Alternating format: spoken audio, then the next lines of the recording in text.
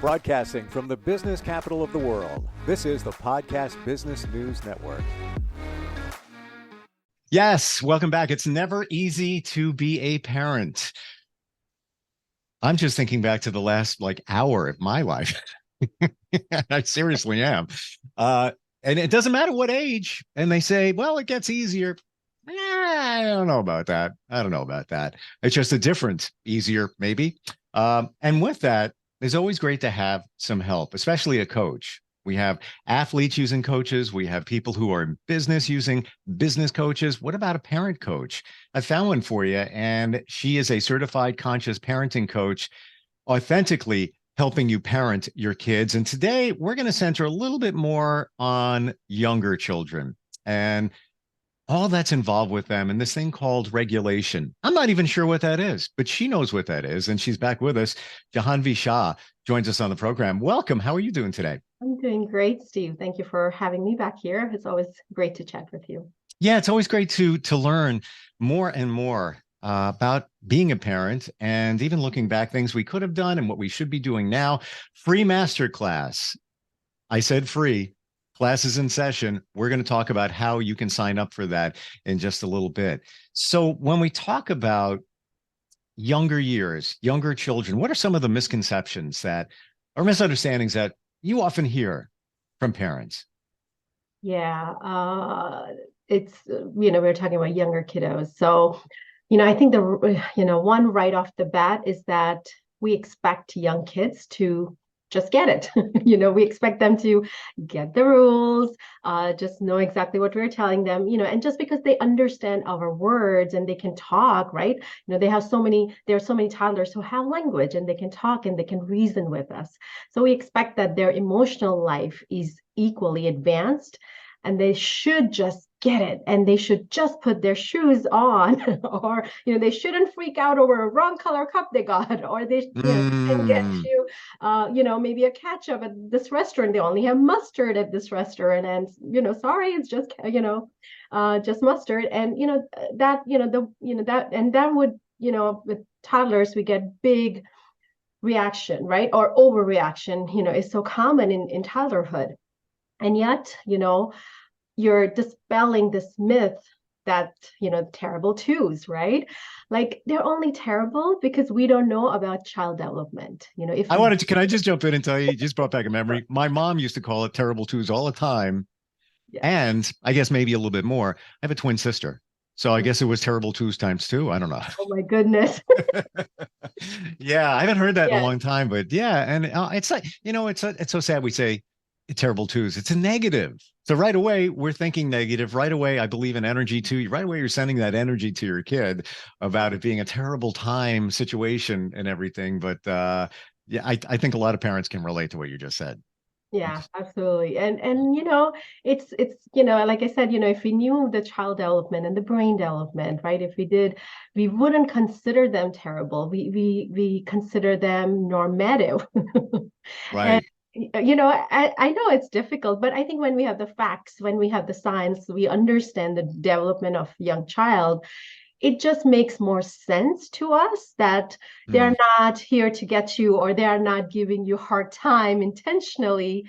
They just don't have it in them yet, So I truly believe where your huge value comes in that we as parents, we don't understand how that little mind is working at all.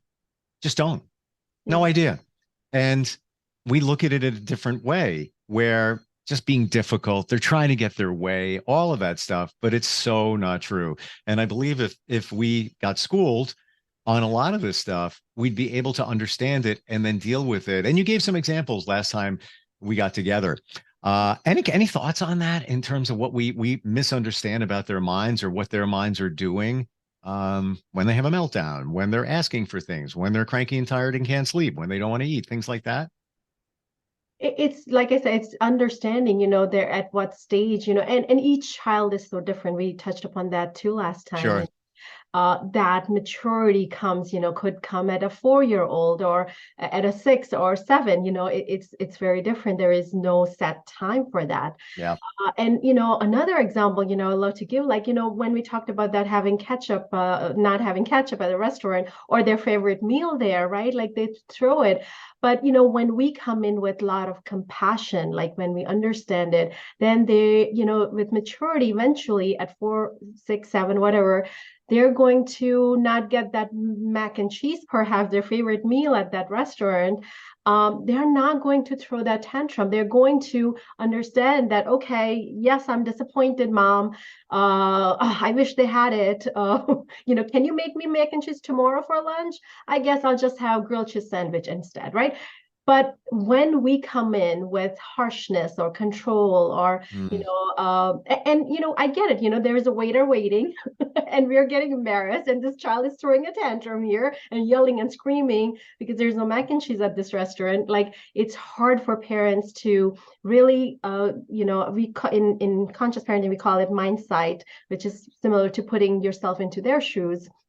And we not get, once we can do that and come in with compassion that, okay, I get it, you wanted this and it's not there, I'm sorry, like, this is the learning process for them. And when we come in with a lot of compassion and understanding, I mean, they will mature and they will learn, their brain will develop, they will feel that safety and security within their nervous system to come over that and learn eventually. And with some kids, it may, like I said, there's no timeline. So there's a lot of patience, right, with parenting involved. And eventually they're going to get it and understand, okay, there is not, and I have to pick something else today.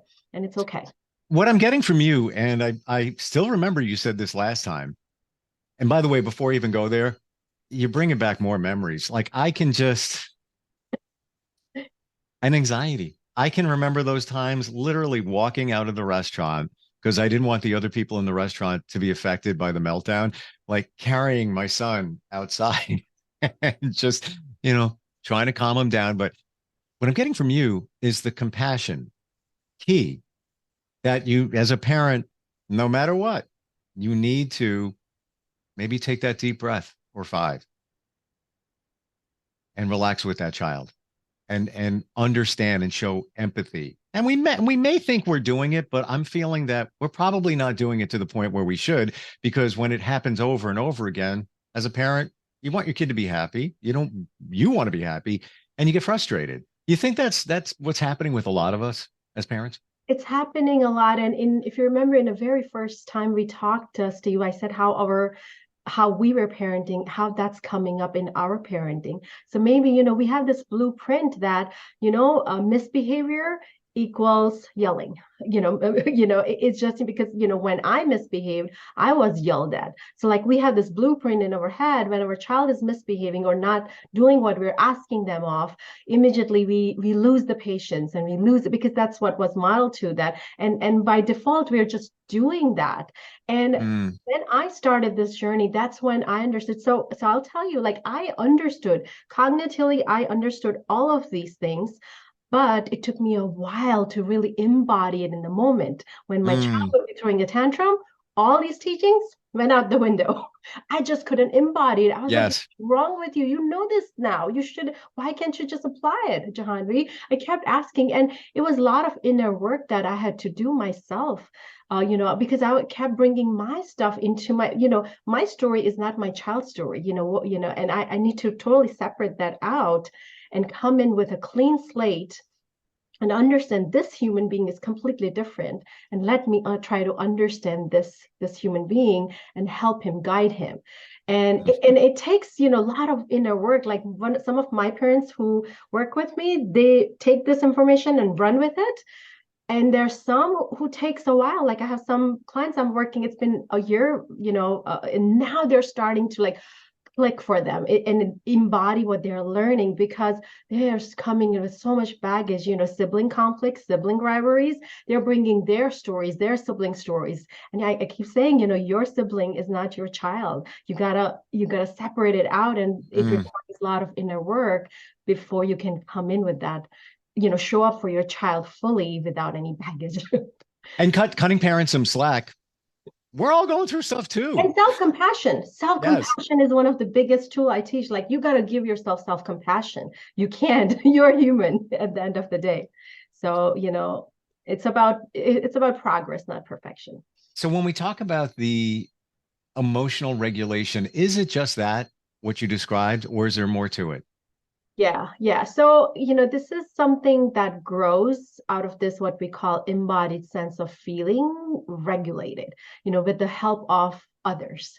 So for instance, when a baby, again, it involves the touching baby, involves the baby's body, not just saying, hey, baby, I hope you feel better, right? So it involves burping, changing, kissing, rocking, nursing, and bottle feeding, whatever you do, right? It starts with the baby's body. Emotional regulation starts with the idea of co-regulation with your primary caregiver in human beings. And that's where emotional regulation starts.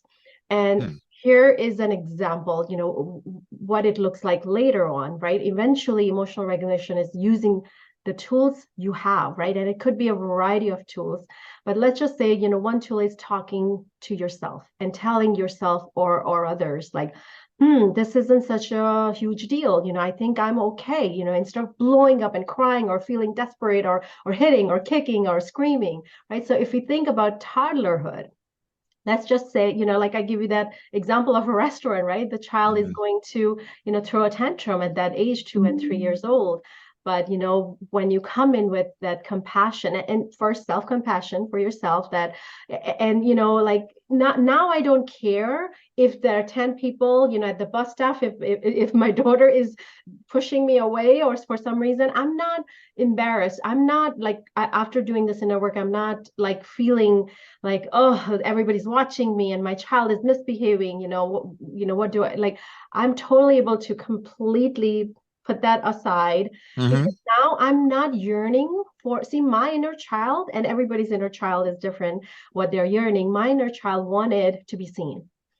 As a kid, I wanted to be seen for me. So when I'm not called like, oh, Jahanvi is an amazing mother, like, if I'm not, that's what I was yearning from my own parents, that, when I go to their place and if my kid is throwing a tantrum, there was a lot of pressure because in my, four walls around in the house, they could be whatever.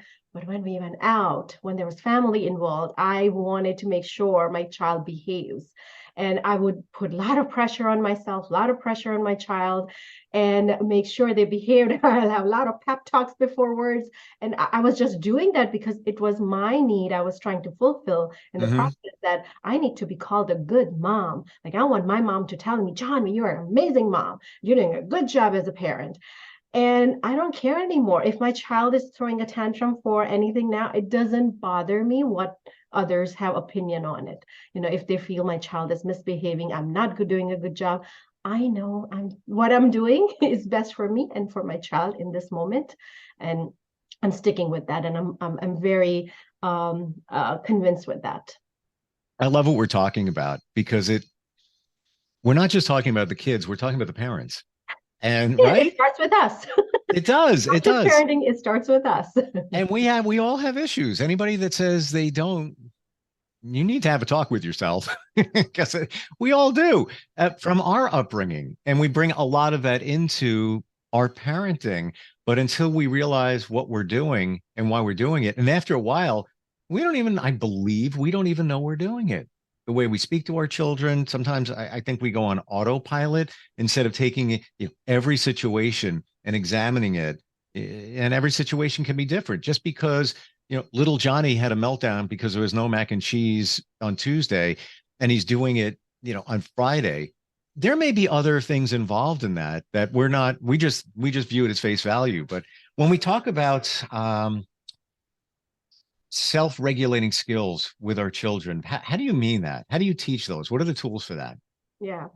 So here's how it happens. The learning doesn't happen by what we teach them, but how we are with them. So when a young child is going through a difficult time, right, they learn through the experience of being understood and of having the parents, go down and connect with them during their distress, right? So an example would be, let's say, the toddler is just so upset because when they, the example, we picked up a brown cup, because the pink cup was in the dishwasher, and they're just so upset about it. And rather than lecturing them about the cup is in the dishwasher, right? This is good enough, just drink out of the, this brown cup and da di da di da. Which, I know I did a lot. I'm sure the parents have done it a lot when I hadn't learned it, all of these things, right? So it would be acknowledging in that moment, oh, wow, this is hard. This is difficult. That pink cup is your favorite cup, right? And it's in the dishwasher. Oh, I'm so sorry. And you might even, depending on the child, you might even say things like, oh, that was a surprise to you, that was so unexpected, and you expected the pink cup, to be there, because that's calling out that, what we call the prediction error. The brain is predicting one thing and something else is happening, right? So just to be compassionately present with them is just so powerful, because that is what over time helps them build that self-regulation. So it's really not taught, it is experienced through our, what we call the responsive interactions, which is hard and impossible to do all the time. I get it, right? So, we don't want parents to think like, oh no, I'm failing at this. There's no blaming, no shaming. And I know you have multiple times mentioned that how, you remember how when your little ones were little, so there's no blaming, no shaming. You don't have to be perfect. You don't have to do it all the time.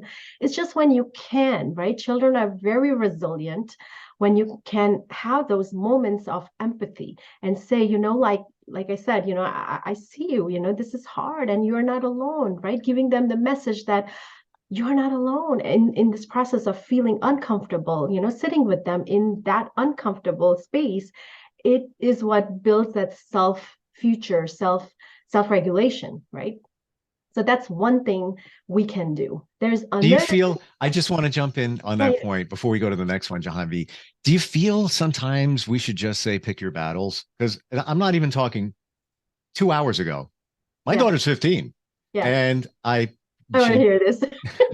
I poured her a drink. It was a new one that we got. It was about a certain type of iced tea, right? So I put some ice in it, poured in there, and I just went and just tasted it. Yeah. I've done it before. Sometimes we've shared, like, try this. It's really good. I just tasted it.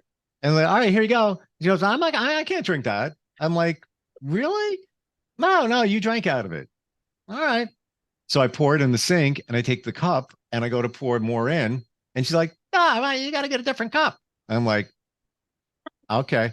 She's never done it before. And you know what? I could have fought that, whatever. So that my point, I was like, well, that's odd. She never did that before. And maybe she was just feeling that way. Maybe, they read stuff on the internet too. Maybe it says something about germs. I don't know. I didn't even question it. It was like, all right, whatever.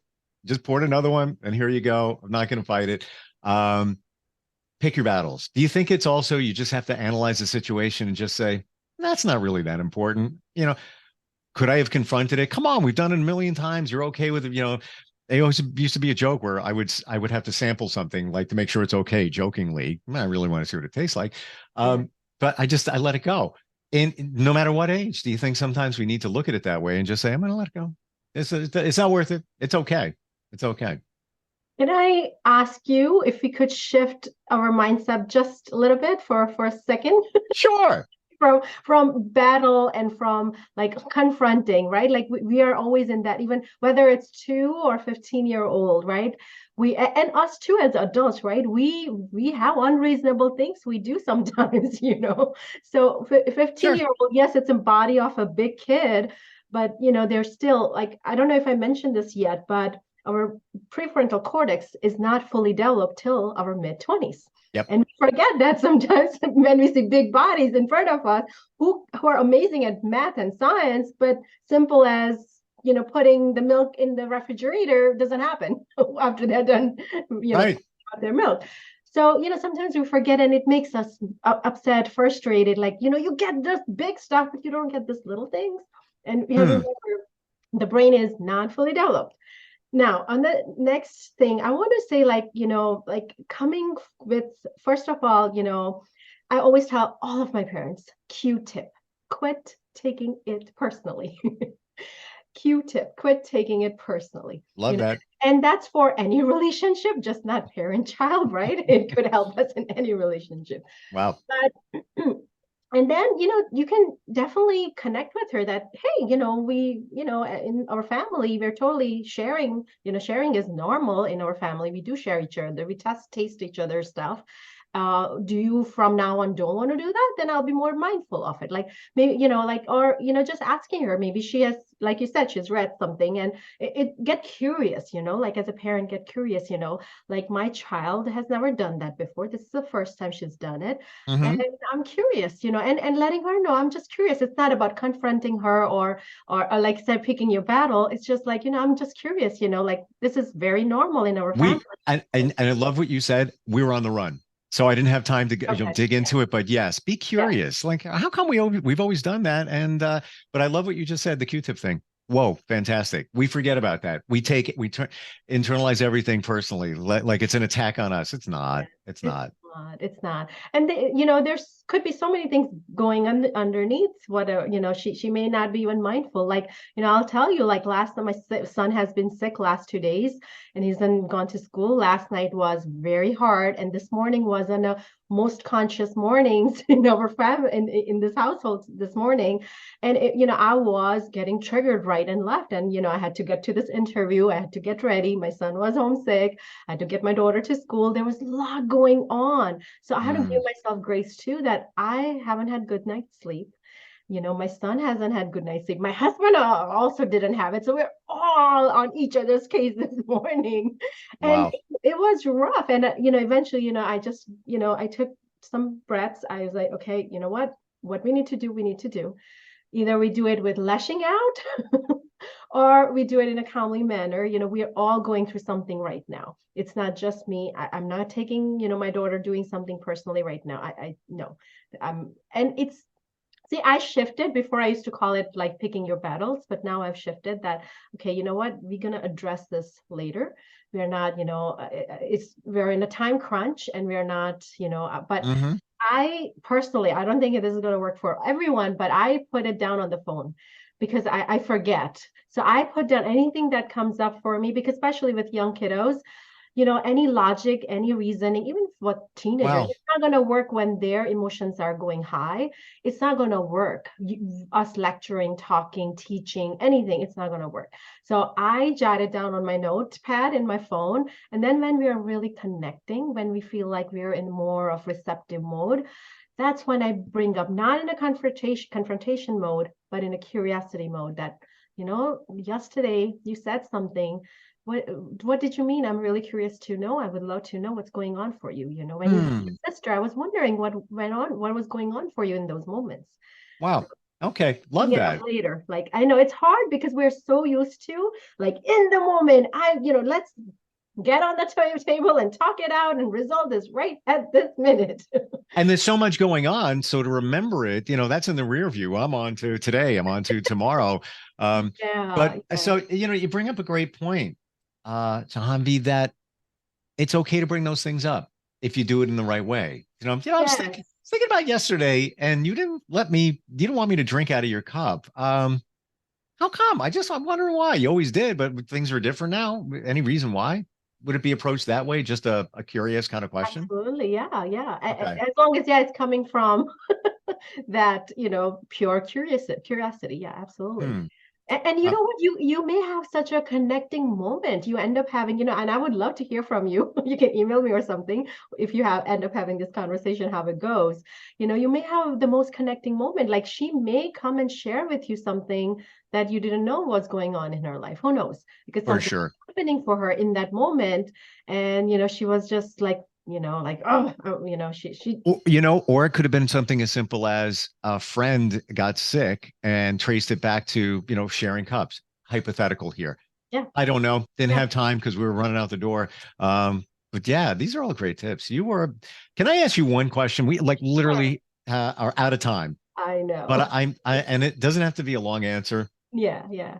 Do you feel as a parent, once you recognize all of this, and you've worked with children, career-wise for quite some time, would you say that you are a very much different parent now than you were even 2 years ago, whatever it might be, depending on the age of your kids? Would you say like you're radically different now? I'm definitely a lot more compassionate. Okay. I didn't know what empathy meant. I Same. didn't know what empathy truly meant. Like I knew what it meant, Same. but I didn't know how to live that. I didn't know how to show compassion towards other people. Yeah. Especially, I think, it took me a while to be a conscious parent and embody it. But it took me a even longer time to be a conscious wife, and that's still work in progress. Even being a conscious parent is also work in progress because there is so many things we are bringing in, right? Like you are reparenting yourself while you're parenting your child, and there's so much going on. So I have to give myself a lot of grace and a lot of compassion, and how to give my husband a lot of grace and compassion because he's not doing the work I've been putting in, right? So we may not be on the same page at times, and so there's so many things, factors going on. It's just not me.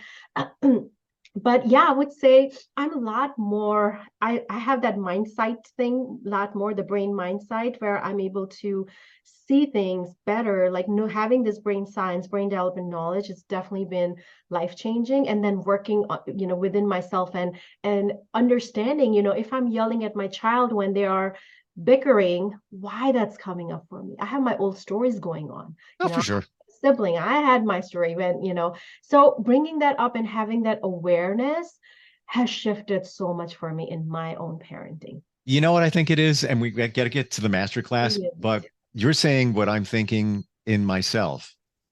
I would have answered the same exact way, and I'll rephrase it. Instead of saying, are you a different parent? You've grown as a parent and as an individual from where you were to now. So, you're the same parent, but you've grown in many different ways to even be a better parent.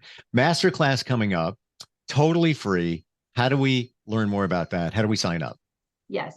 So I would love to invite any parent who's been listening to me and are curious, getting more and more curious, and want to learn more about conscious parenting and co-regulating and self-regulation and all that. I would love to invite you to my free masterclass, Mindset Shifts in Parenting.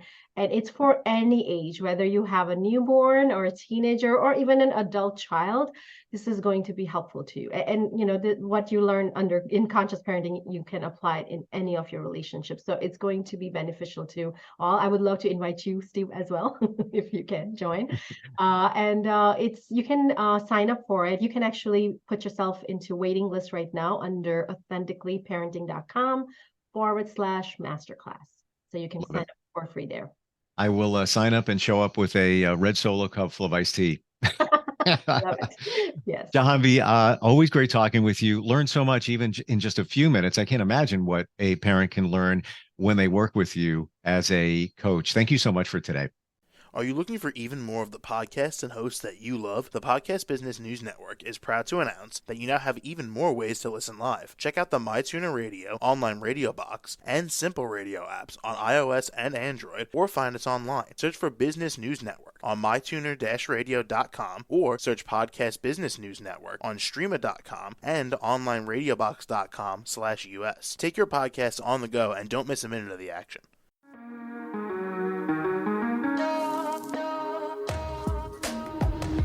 Broadcasting from the business capital of the world, this is the Podcast Business News Network. For nearly 2,000 severely injured veterans, everyday life has become filled with barriers. Day-to-day simple tasks can become pretty daunting. I have to carry my chair up 2 flights of steps or have somebody do it for me. What scares me the most is just the falling. When I'm struggling with my house, I think, to have that one great barrier just knocked down, it's crucial. Home for Our Troops is a wonderful nonprofit that builds a mortgage-free, fully adaptive, handicap-accessible house. And there's no catch. It'll be our very first home that we've ever owned. This is a game changer. This is where your life begins again. We need you to join us in completing this important mission. Please visit hfotusa.org and help build homes. and rebuild lives. Because of you, everything's going to be okay.